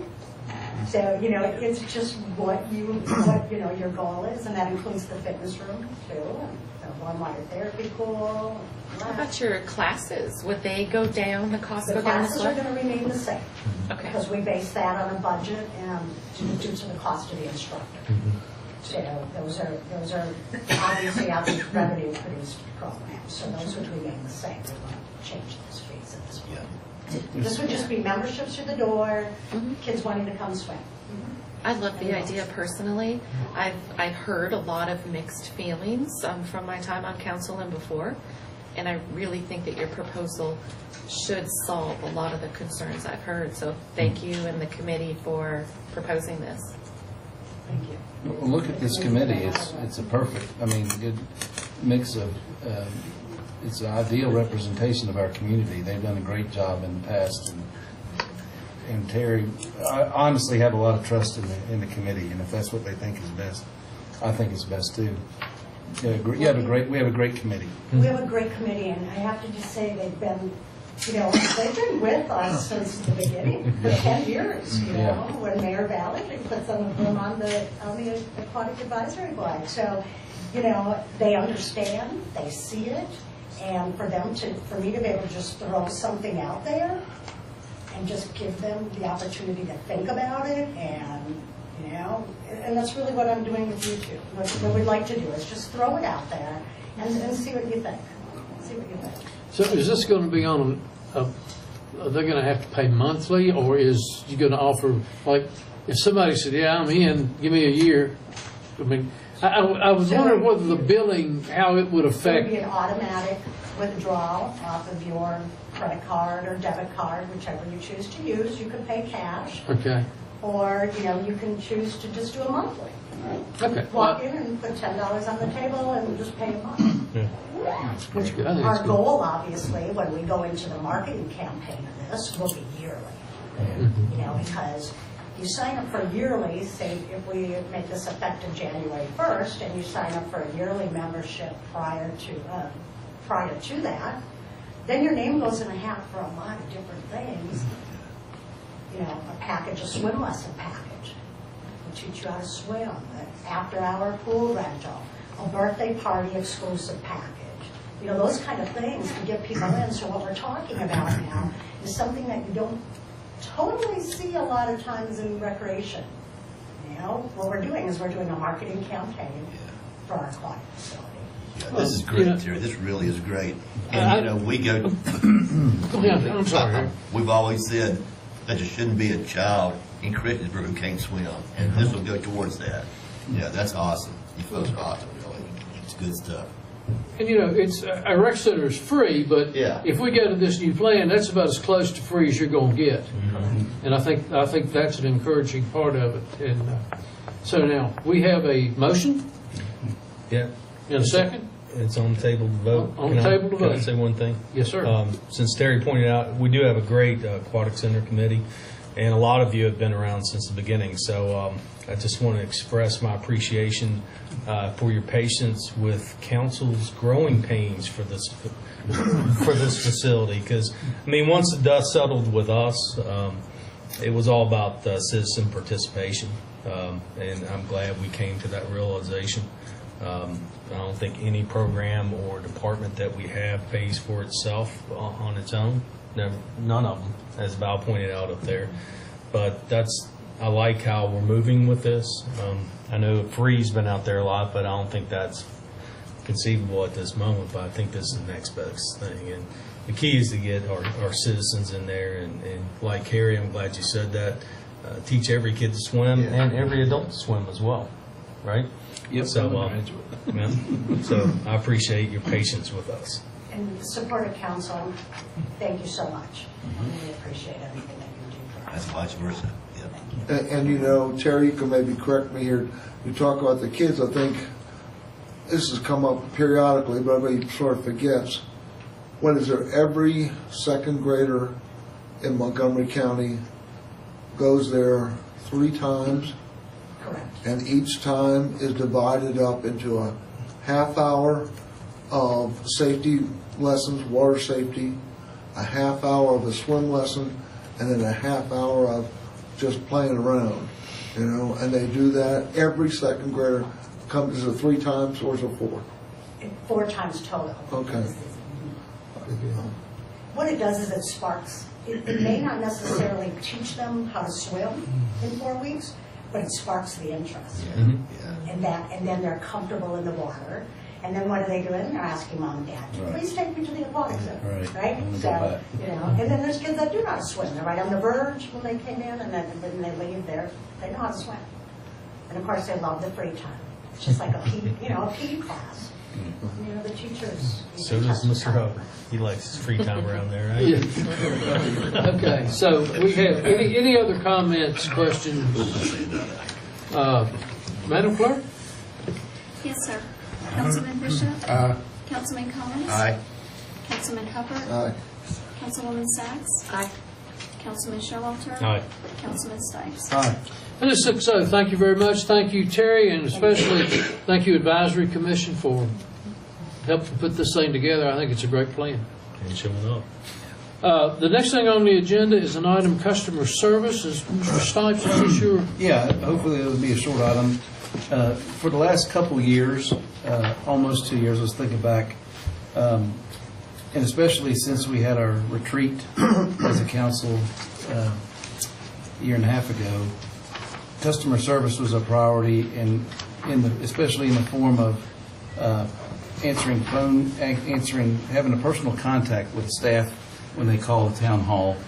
It's something that's been that council's placed a priority on And I personally haven't seen, I haven't observed a difference in the customer service experience calling down the town hall.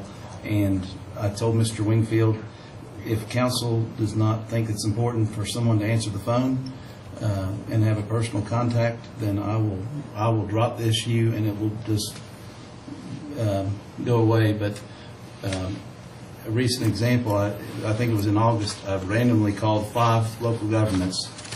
I called Blacksburg, called Montgomery County, called Town of Floyd. Who else did I call? But I randomly called 5 and I got a person actually answered the phone. And I know I didn't prepare any remarks for this, but I think we're in the customer service business, and our staff, we provide excellent customer service. But how many, I would just propose that I'll speak for myself, when you call to get service any place, it's very frustrating when you can't talk to somebody and you don't feel like anybody's hearing you or anything. So I'm just going to throw that out for council. What I put this on the agenda for is does council feel that having a personal contact is important or not? And if it is, we need to fix that. And if it's not, I'll shut up and I won't bring it up again. And we'll just go ahead with the robo answering that we've got now. And it's but I'll leave it at that. But that's why I have that on there. I know you brought this up a couple of times, and I've called down here. I mean, you hear the tape recording, but it says if you want to go such and such, you press this number, and then you press that number, and then you go to that person. And to me, it's no big deal. And I think it's fine, and eventually you get to talk to the person that you want. That's been my experience anyway. Okay. Well, I would say that, in my opinion, customer service is, in particular, customer service on the phone is very important. Back in my working days in the banks that I managed, had a standard rule that if the phone rang more than 3 times, somebody better be picking it up. Didn't matter whether it was on your desk or somewhere else. Now, that being said, and being here every day, I mean, it's tough. It would require a person, a new employee, or possibly a employee and a half, maybe. I think it'd be reassignment. If we could do that, yeah. But, I mean, I think it's important, but on the downside of this, if we have a person answering the phone sitting here, and they call, so I'd like to speak to, Wayne Nelson in Public Works, well, if they're here, they don't know whether the person's there or not. So it has to be a system that if I transfer a call to Wayne, and it rings 4 times or whatever, then it's got to come back to me or to that person and say, I'm sorry, Mr. Nelson isn't in. Would you like to leave a message? That type of thing. I don't know. That's the ideal world that I would see, and that's what I'm used to with in the banking industry. We made our living answering phones just about. So I'll throw that out, and if council wants to study it, wants to talk about it or think about it a little bit, I'd like to have somebody open the, answer the phone, or, I don't like going to the answering system and it says if you want engineering press 1, and it comes in, then you got 12 people, 12 numbers, and you punch a number and they're out. It's always nice to know where your people are. Maybe that's a nice way to say it. Well, I think we've discussed this now for a year, and I don't think we need to discuss it anymore. I think we need to trash the present system, and I have a person to answer the phone. It's that simple. Well, I mean, and you could reassign. If you had a person or persons ringing the phone and it was to go to engineering, they'll have a receptionist there. They could ring to engineering and it could transfer them all, or you could say this calls for Wayne. Same with administration. The just getting put into nowhere land in a phone system gets to be very frustrating. So, could we consider the best of both worlds? Like, 6 options, because if you already know you need Public Works, you can just call, hit 2. But if you need more assistance, you could press 0. And that way, not every phone call is going through keeping somebody extremely busy, just the ones who need a little extra attention. Brad, go ahead. I did the math. If you want to know, I'll dig a little deeper. I did the math And I did the math on the total volume of calls that we get as a town. And you do the math and go through, divide by the number of days and the number of hours in a day and stuff like that. We get a phone call on average every 7 minutes over the course of a day. And that's the numbers that you provided, or that were provided with that. I did the math and said, and I know they don't occur. I know they don't occur. They occur randomly. They don't occur on. But I have a hard time believing with as many administrative people as we've got. And I have a small office of 15 people, but you will never call an office of 15 people, and never during the working hours, and I get someone to answer the phone. And so and you can tell I'm a little passionate about it. We're in a customer service business, and to me, answering the phone is a very simple request. We don't have to say how to do it. If we feel like it's important, we can figure it out. I mean, or like I said, I randomly called 5 local governments and someone answered the phone. How do they do it? I don't know, but they do it. I guess I will apologize a little bit because I think I sort of misinterpreted what the original goal was, because I did sort of interpret it that the original goal was to, I guess, eliminate the potential for being forced into voicemail, which I know that was a concern, but I guess it wasn't really the largest concern. I think it is probably the general, basically being sent into the tree system to begin with. Well, I'm just one person, and if it's not important to majority council, I will not bring it up again. But yes, that's the front door. The front door is that first contact. The back door is, ideally to reach somebody in the back door, but I know that's not always possible. And our phone system used to be that way. And I think that happened about 5 years ago. We got away from that. I won't say anything more than that, but we got away from that. And it distanced ourselves from our customers. And it distances ourselves. Let me ask you this question. Different department heads are here. Do you hear, or do we hear very often people say, man, I've been trying to get you for 3 days and we haven't got anything, and we're just, it's just a pain trying to get to town. Do we hear that a lot from people? I hear it from council members. But you don't hear from people? We're from the general public. I don't. People. I mean, the council members are calling here just like citizens too, so. Well, what probably happens to that, Randy, to be quite honest, is, we don't hear it. We don't hear it. We hear it on the. Oh, I tried to call 5 times. And maybe it will be that council members are hearing from citizens too. So, I would just propose that staff take this. We've been talking about it for over a year, and come up with a plan. My input would be your phone tree is a tool to get people where they need to go. Tossing out and just having, just because somebody picks up, what's even more frustrating is if that person cannot help you and that person is transferring you to another department where you're going to hit a voicemail anyway. The phone tree is a tool. I mean, Virginia Tech invested heavily in that. That's something I manage in our office. It's a tool to get you where you need to go. Ideally, what you need to do is have per department certain individuals, not without hiring new people, responsible for customer service. And you have a primary and a backup in each department. If they're not there, your backup answers the phone with the anticipation that you're going to receive 20 calls a day in that department, probably. Okay? It's very simple. We don't need to hire anybody else, but I would like for staff to come back, maybe make the phone tree a little bit easier to get through, especially I don't consider myself a senior citizen yet, but sometimes it's even hard as many times as I've called. And I'm usually an email person to get in. What was it, 3? Was it 2? Was it 1?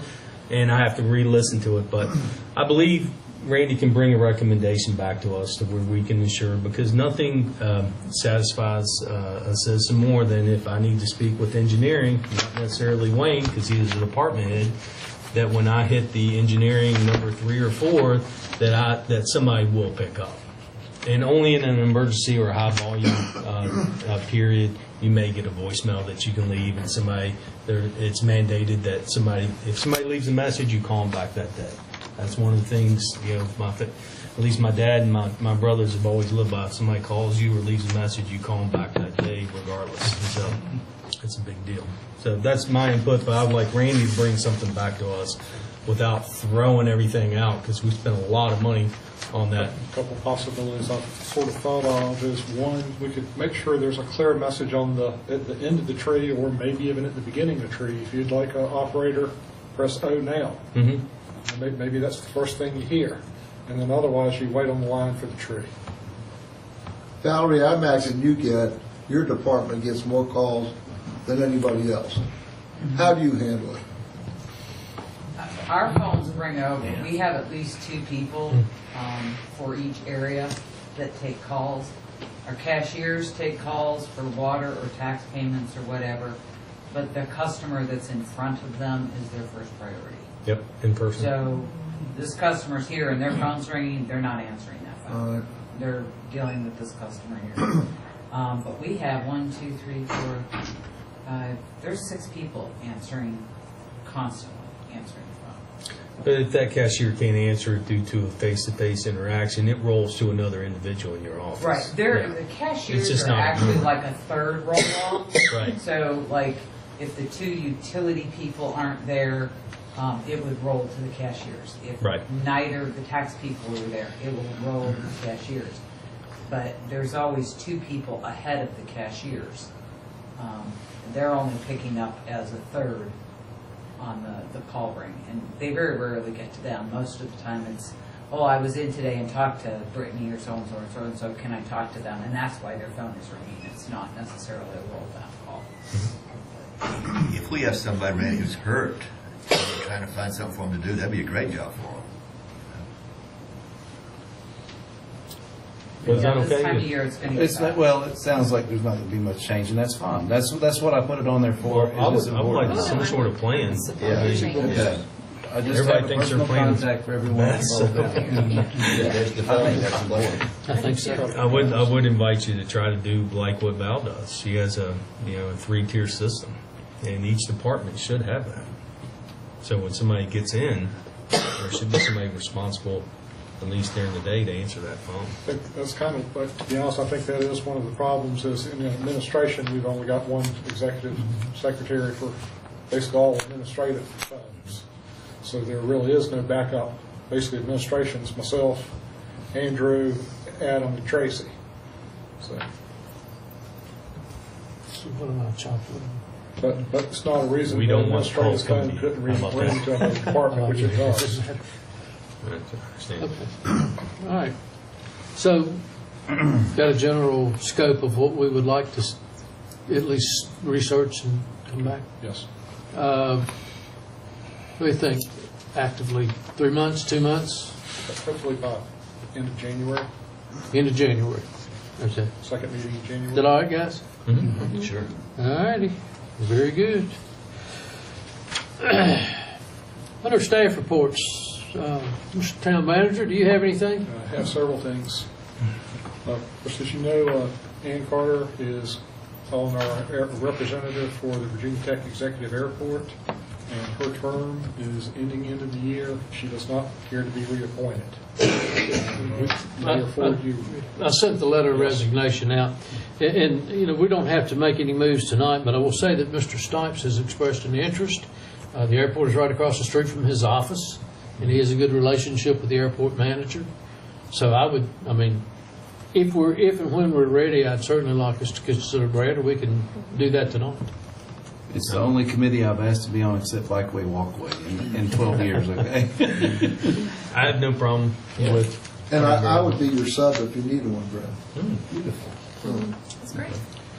Okay. Can you Set the motion. Yeah, I'll put it in the motion. I second it. But Go ahead. I will say, Ann has done a great job representing the town of Christiansburg for years and years, and speaking up on our behalf on when certain issues apply to us.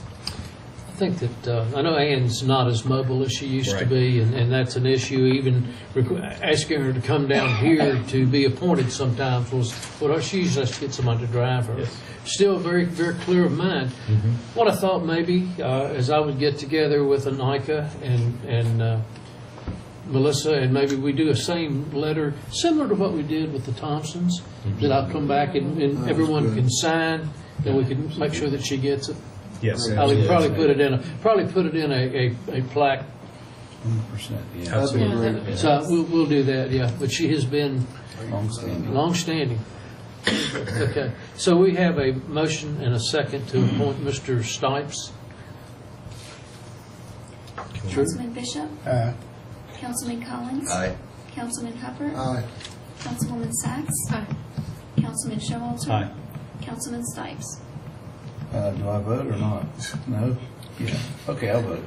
Thanks, Jim. Thank you all. Thanks, Mayor. Thank you, Council. We'll get the proper notices, and I will, Michelle, if you'll help me get that to the letter. I can try, I can do that. I can get our people to do that. Not that you're not our people, but I can get the staff to do it. Okay. Sounds good. Randy?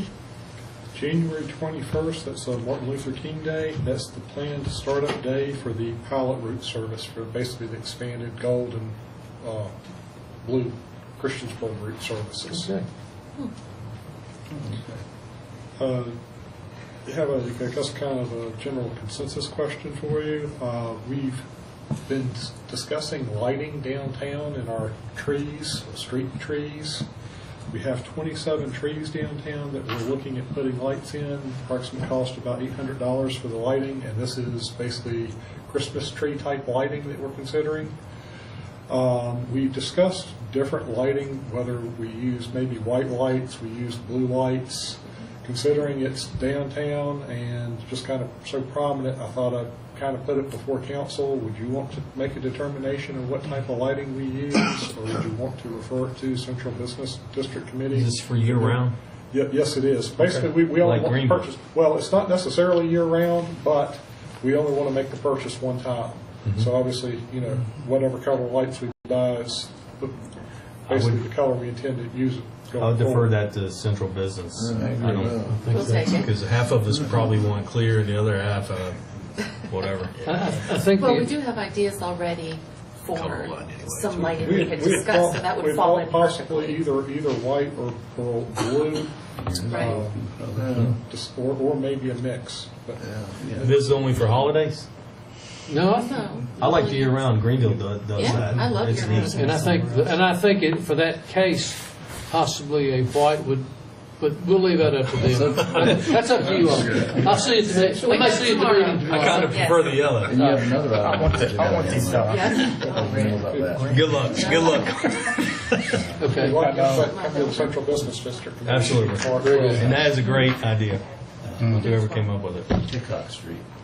You'll see that tomorrow. Okay. And have a work session, if you would be willing to meet in regards to the salary survey. It's taking approximately an hour for the work session. Would you be willing to do it before the December 11th meeting, or would you want it as a standalone meeting?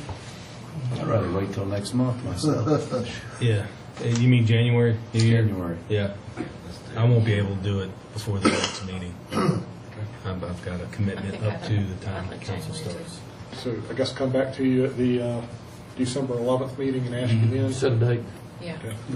And it can be one of these that may not be the night before council. It might be another night. And I'm wondering, I'll get with you and Jim on the other part If of you it. do have any work session items too you'd like to forward to me, maybe we could do it, as a separate night. And kill several birds with one Yes. stone. Okay, very good. That's all I have. Very good. Mr. Gwynn? No. Any other staff here to report on anything? Very good. Council reports. Ms. Sachs? I hope everybody had a chance to see the new artwork on the police department wall. I think it's pretty awesome, and it's just one part of what we're excited to get off the ground and go run with it. So hopefully, if you give us until next summer, you're going to see a whole lot more exciting things. And if you want to be a participant and talk to us about your ideas, Central Business meets tomorrow at noon on this floor. Thank you. Good. Mr. Hubbard? I just want to, I see that the Christmas lights for have been put up. That looks really good, and making everybody bright and encouraging everybody to spend money, so that's nice. Merry Christmas, Brad? No report. Okay. Thank you. Henry? No. I have none. Terry? Yes, sir. I think the public, they need to know what happens in here, and we don't have any representative here anymore from the news messenger, and I think we need to fix that.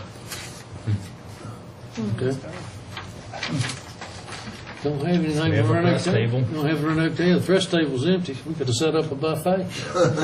Maybe they'd be here. A couple of things that I had, if I can. Harry, are you done? I'm sorry. Oh, yeah, I'm done. Okay. All right, sorry.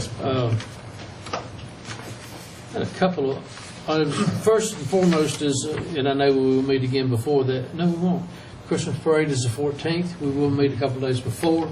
I will tell you that Casey has been working extremely hard on improving the Christmas parade, and some of the things he's got in mind are really, they're unique. We like it. So Casey, thank you. The Wilderness, or the Continental Divide program, you got anything going on? I know you've got something going. I'll let you. The short story is that probably by the end of January, we hope to have the same marker and proclamation in Christiansburg as they do in Blacksburg. Very good. That was an article by Jim Glanville, I think, that was in the Messenger and carried forward from there. So Casey and Jim have been in quite a bit of contact over this. That Continental Divide goes right through the park and ride, literally right through it. I know it. The new one? The new park and ride goes right through it. Half the water goes to the Gulf of Mexico, the other half goes to the Atlantic Ocean. Wow. All right. Are we going to walk in the parade again? Yeah, well, yes, I would like for us to. That's the plan. We'll have a tree lighting about 6:45. The artwork, I've got a young man from Public Works that is going to help light the tree. One of the 5-year-old son of one of the guys. I think that's good. We'll have a bus if you'd like to ride, weather dependent. Shoot, I'd like to turn it into a hayride. There you go. With seatbelts. Okay. All right. So that's all I have, Mr. Stipes. Okay. A request for a closed meeting in accordance with the Code of Virginia, Section 2.2-3711, parentheses 29, for the discussion of the award of a public contract involving the expenditure of public funds, including interviews of bidders or offerers, and discussion of the terms or scope of such contract, where discussion in an open session would adversely affect the bargaining position or negotiating strategy of the public body. The discussion pertains to the former Truman Wilson land development contract and request for a 1-month extension for competing proposals for a Public-Private Education Facilities and Infrastructure Act of 2002 proposal for development of the land as a park. That's a motion. Second. A motion and a second. Madam Clerk. Yes, sir. Councilman Bishop? Aye. Councilman Collins? Aye. Councilman Hubbard? Aye. Councilwoman Sacks? Aye. Councilman Showalter? Aye. Councilman Stipes? Aye. That is 6-0. We will take about a 5-minute recess, and we'll come back. So we are now. By the Town of Christiansburg, or the Town Council of the Town of Christiansburg meeting in closed meeting, to the best of each member's knowledge, discussed only public business matters lawfully exempt from open meeting requirements by Virginia law, and only such matters as are identified in the resolution to enter into closed meeting. I second. Get a motion and a second. Madam Clerk. Yes, sir. Councilman Bishop? Aye. Councilman Collins? Aye. Councilman Hubbard? Aye. Councilwoman Sacks? Aye. Councilman Showalter? Aye. Councilman Stipes? Aye. This is 6-0. Council action on the matter is we have decided that we will extend the proposal from, for the Truman Wilson property for 30 days from the original expiration date. So those bids and proposals should be in by January the 19th. That's a Saturday. Whatever. Can we make it Monday? We're going out to the Monday. Yeah. I go on out to the Monday. With all due respect, Mayor, I think what you're saying is you want to have a motion and a vote on that. That's You what I'm decide proposing anything as a before the motion. meeting. Yeah, I'll make a motion that we revise the due date for our proposed, for the PPEA for the former Truman Wilson property to January 21st, 2019. Second. Motion and a second. Any discussion? Hearing none. Madam Clerk? Yes, sir. Councilman Bishop? Aye. Councilman Collins? Aye. Councilman Hubbard? Aye. Councilwoman Sykes? Councilman Showalter? Aye. Councilman Stipes? Is that Mark? Aye. That is 6-0. Martin Luther King. 6-0. The 21st. All right. Is there anything else? So do we need to It'll be change? the next day after the holiday. 'cause Yeah, we close it. okay. Whatever. I do have something. Sure. When you're closing. We're out on. We're now out. We're back to open session. Holiday, then it's the next day. Is there any other business to come before council? I would just like to mention something, and this is just, staff probably already knows this. We have almost a perfect trifecta in town this weekend. We have one of the largest aquatic center meets coming, okay? Everybody knows VT's playing Marshall. I don't know how many people that's going to bring in. But the Blacksburg on Saturday, Blacksburg High plays for one of the state, and that's Saturday as well. Wow. So Christiansburg, and hopefully, our goal is to make sure the people coming for the aquatic meet, which is youth. All right, these aren't the college kids coming in. This is the largest youth meet that we have. K through, I don't know if it's K through 12. But hopefully we are making accommodations for that, because the high school parking lot will probably not be available because of the Blacksburg. Yeah, they play at Christiansburg High School, and then everybody, good luck if you go out to eat Saturday night. But please talk with Terry to see if there's an alternate parking, because nothing's worse than having one of our largest meets, and you've been here in years past, and you show up, and there's not, A, it's going to be bad enough trying to get something to eat in town. B, the high school will be unavailable, because VHSL is ruthless when it comes to their parking. But it's a good thing. It's good for the town. I would imagine most of the accommodations for the swim meet have already booked, because those things they book weeks and months ahead of They time. do, they give the Accommodations. hotel list. So And if Terry could send something out to all the clubs, just to tell them what's, this tech thing was something that just came about in Blacksburg, of course, unless they kept winning, that wouldn't happen, or if they could use their own stadium for a change, but they're using ours, so. Well, then it would be a good Saturday to have the Christmas thing at Steve's house. It would be. Yeah. Or you set up your lemonade stand up at the high school. anything else to come before council? Hearing none, we are adjourned.